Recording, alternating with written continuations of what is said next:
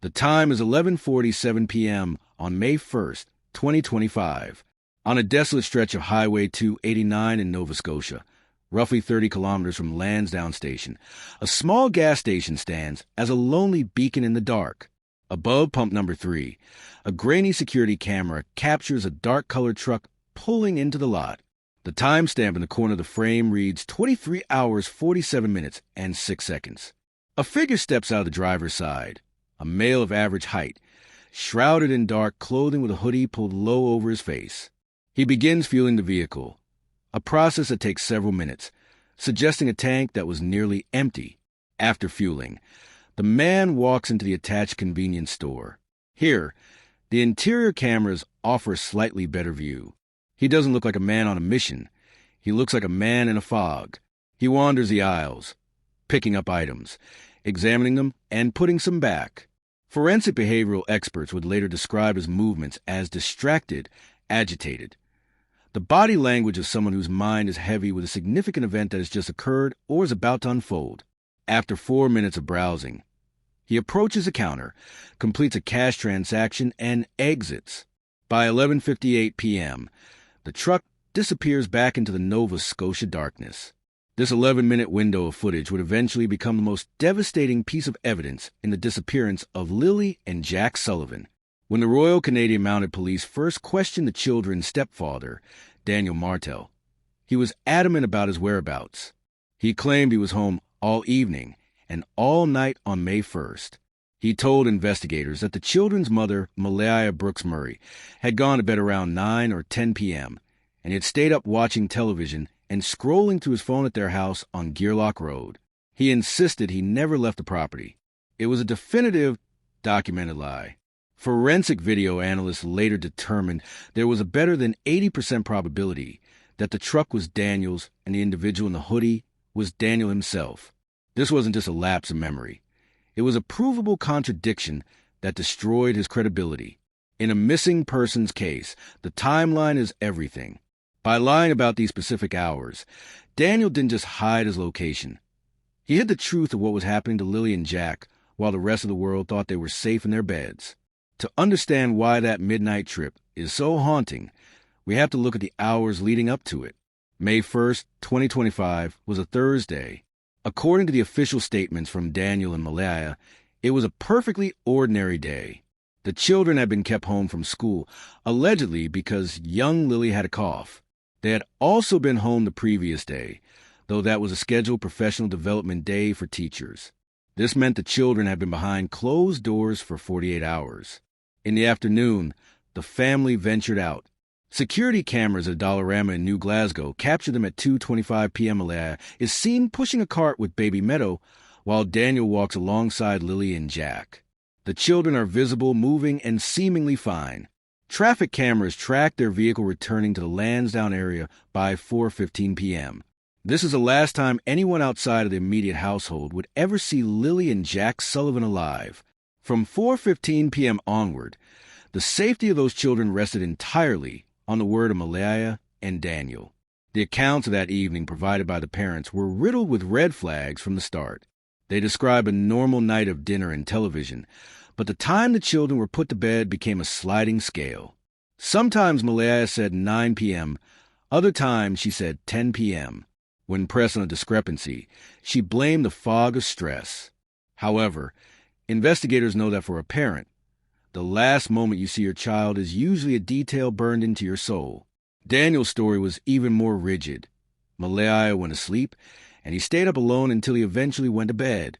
He maintained this quiet night at home narrative through multiple formal interviews. He sat in RCMP interrogation rooms and looked officers in the eye, reinforcing the idea that he was a protective presence at the house all night.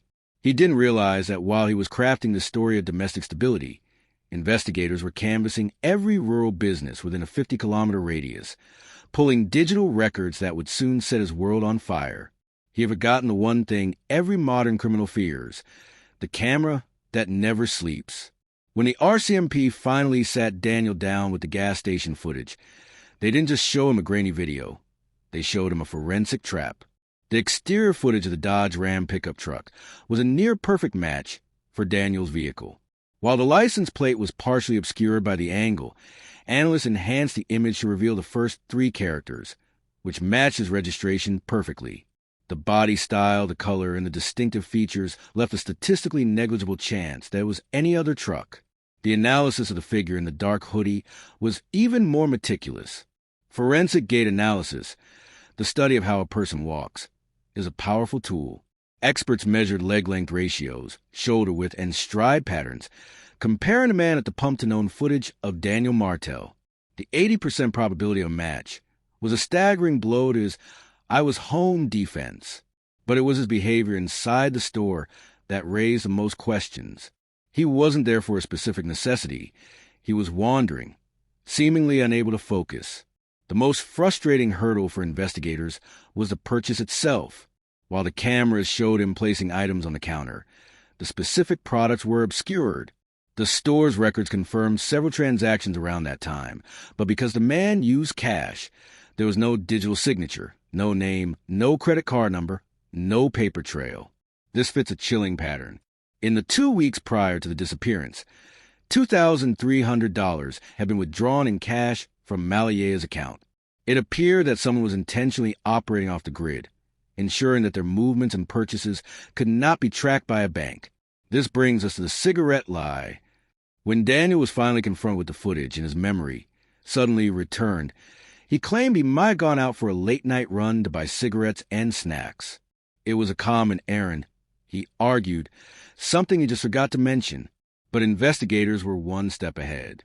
They had already documented the store's entire inventory. That particular rural gas station did not sell tobacco products. Daniel had claimed to drive 30 kilometers to buy something that wasn't even on the shelves. This wasn't just a forgotten detail. It was a clumsy, desperate attempt to normalize a trip that was anything but normal. If Daniel Martell didn't drive 30 kilometers for cigarettes, what was he doing in the middle of the night?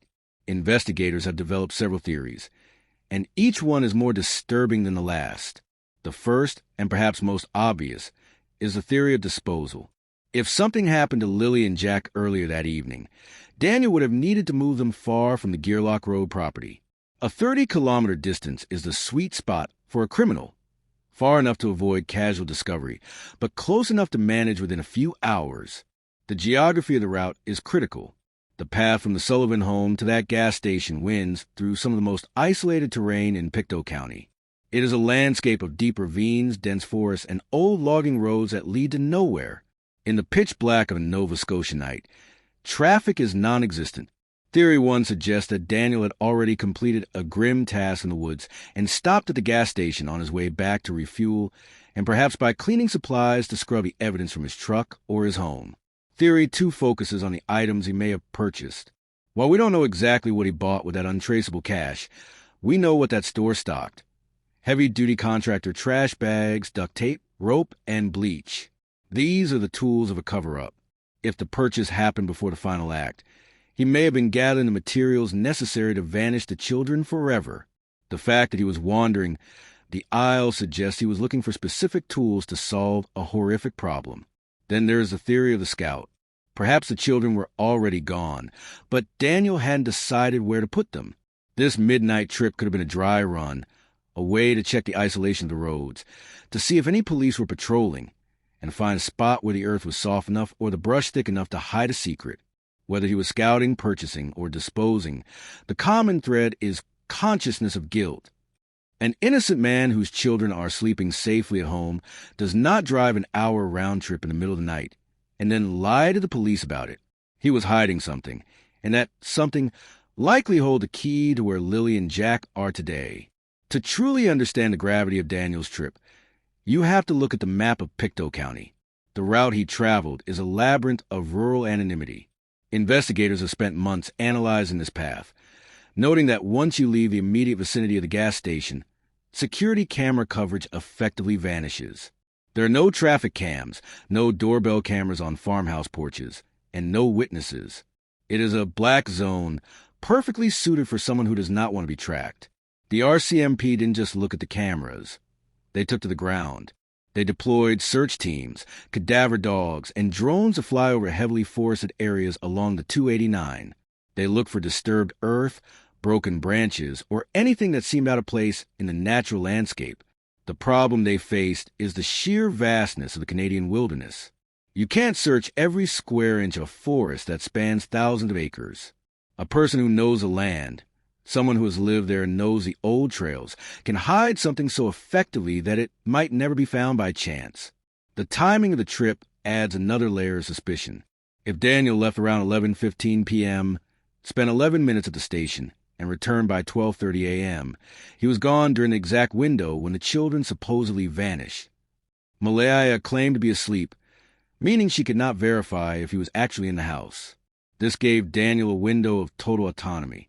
He could have been anywhere, doing anything, with the confidence that no one was watching, except for that one camera at pump number 3. This wasn't just a drive. It was a calculated move. Whether he chose this route because he knew it was unmonitored or because it led to a specific location he had already scouted, it demonstrates a level of planning that contradicts the distraught stepfather persona. Investigators believe the geography of this trip is a map to Lily and Jack's final resting place. Every side road Daniel passed is a potential crime scene. The gas station wasn't the destination. It was merely a stop on a much darker journey, a journey Daniel thought he had successfully erased from the record until the digital eye of the law caught him in the act. The midnight trip does not exist in a vacuum. To see the full picture, we have to connect it to the other evidence mounting against Daniel and Malaya. There were the Google searches performed in the days leading up to the disappearance, searches about how long children survive in the cold and what mistakes criminals make during police investigations. There were the reports from teachers about injuries Jack had sustained before he went missing. There were the cadaver dogs that alerted to multiple spots on the family property.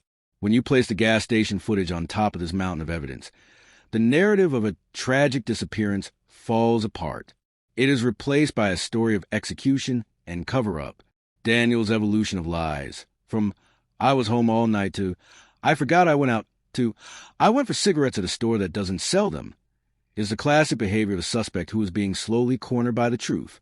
He didn't just lie once. He lied until the lies were no longer sustainable, and then he shifted to a new, equally flimsy explanation. Today, months after Lily and Jack Sullivan were reported missing, no charges have been filed. Daniel and Malaya remain free, living their lives and raising their youngest child, Meadow. In the eyes of the law, they are innocent until proven guilty. But in the court of public opinion, and in the minds of the investigators who have traced every kilometer of that midnight trip, the suspicion is overwhelming. The lack of bodies remains the biggest hurdle to a murder conviction, a fact that Daniel, based on his search history, seemed to understand very well. The story of the midnight trip is the story of a man who thought he was smarter than the system. He thought the darkness of Highway 289 would swallow his secrets. But those 11 minutes under the fluorescent lights of a small-town gas station remain as a haunting testament to what he tried to hide. Where did he go after he left that parking lot? What was in the bags he bought with cash? And most importantly, where are Lily and Jack? The investigation continues, fueled by the knowledge that while people lie, the timeline and the cameras rarely do. We will continue to demand accountability until the truth of that night is finally brought into the light.